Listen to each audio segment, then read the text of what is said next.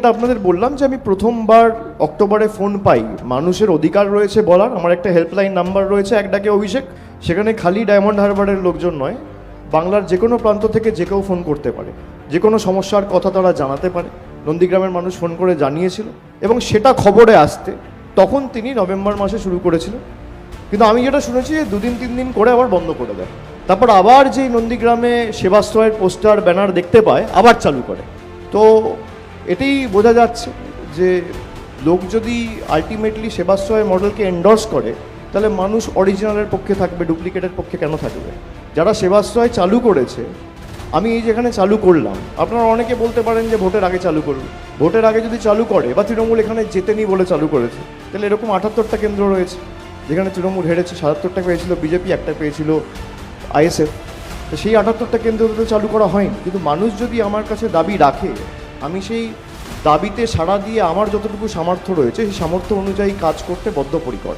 তো যারা এইসব হোর্ডিং, ব্যানার, পোস্টার ছিঁড়ছে, এটা তাদের হতাশার বহিঃপ্রকাশ। তারা জানে যে তাদের রাজনৈতিক মাটি পায়ের তলা থেকে সরে গেছে এবং তারা চায় না চারটে মানুষ বাড়তি উপকৃত হোক বা স্বাস্থ্য পরিষেবা পাক।